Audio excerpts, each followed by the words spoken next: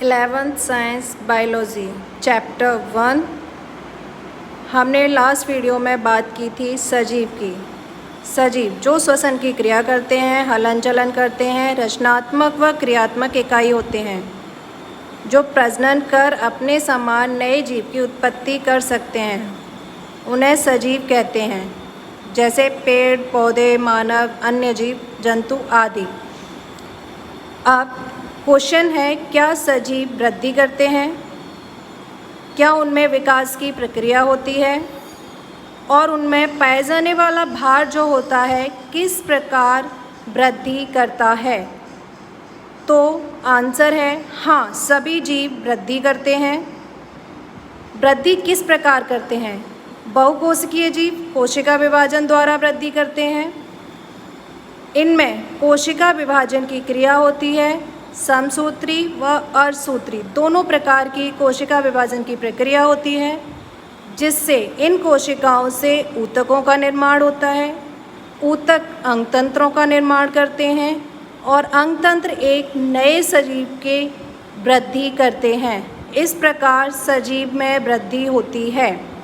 भार, सजीव का भार एक विशिष्ट गुण नहीं रखता है, क्योंकि यह सजीव और निर्जीव दोनों में पाया जाता है। इनका विशिष्ट गुण वृद्धि और विकास होता है।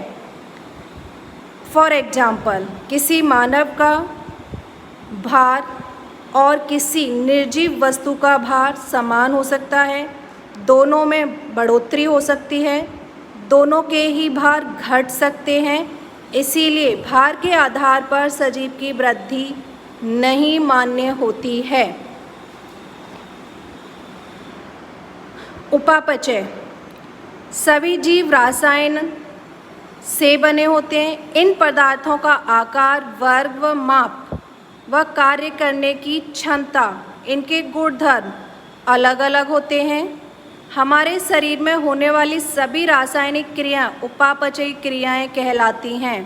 उपापचयी क्रियाओं में जो रासायन पदार्थ होते हैं वह न तो जैव होते हैं और न ही निर्जीव होते हैं, परंतु इनके द्वारा होने वाली जो क्रियाएं होती हैं वो जीवित होती हैं।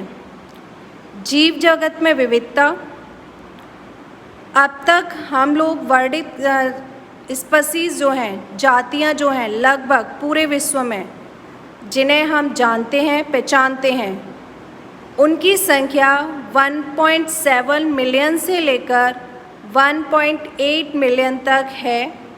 हम इसे जैव विविधता कहते हैं। 1.7 मिलियन से लेकर 1.8 मिलियन के अंतर्गत प्राणी यानी कि जूलॉजी और बॉटनी, पादप और जूलॉजिकल यानी कि प्राणी, दोनों प्रकार की प्रजातियां पाई जाती हैं। इन प्रजातियों को कैसे पहचाना जाता है, किस प्रकार से इनको अलग किया जाता है, उसके लिए एक पद्धति निर्मित की गई है, जिसे हम नाम पद्धति कहते हैं। प्रत्येक जीव का एक मानक होता है, जिससे उस जीव को सभी उसी नाम से पूरे विश्व में जाना जाता है। इस प्रक्रिया को हम नाम पद्धति कहते हैं। पौधे के लिए वैज्ञानिक नाम होता है।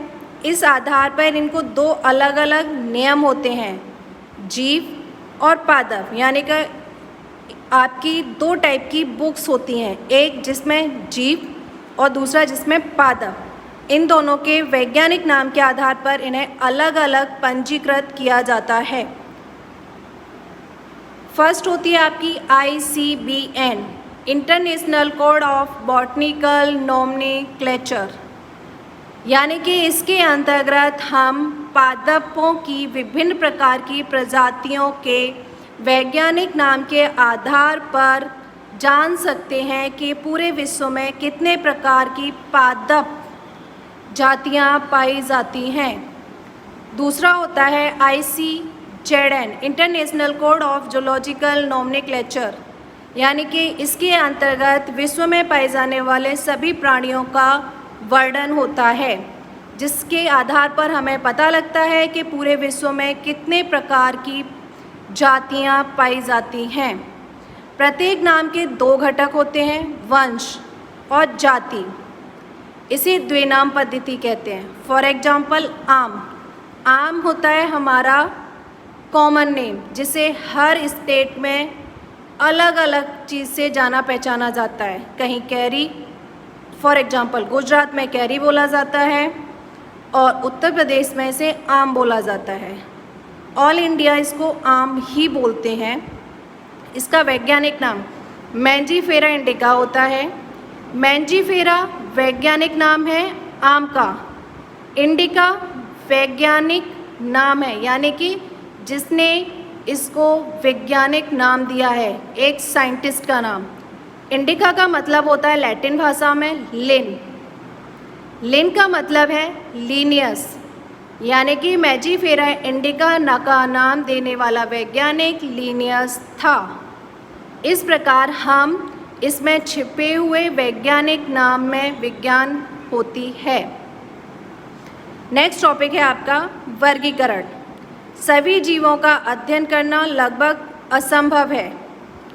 जब लोगों को सरलता से व्यक्त कर पाने की क्रिया को हम वर्गीकरण कहते हैं, यानी कि सारे जीवों का अध्ययन करना, उनके गुणधर्म, उनका आकार, रूप, सबको हम एक समान नहीं कर सकते हैं, इसीलिए इनको वैज्ञानिक नाम दिया जाता है। इनकी प्रजाति, जाति के आधार पर इनको वर्गीकृत किया जाता है। ठीक है, इसके लिए एक शब्दावली होती है जिसे हम वैज्ञानिक शब्दावली कहते हैं और इस वैज्ञानिक शब्दावली का नाम होता है टैक्सा।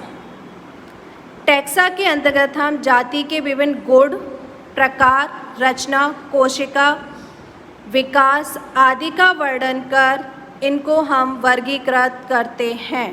तो आज हम वर्गीकरण तक ही पढ़ेंगे। नेक्स्ट टॉपिक नेक्स्ट वीडियो में चलेंगे। Thank you.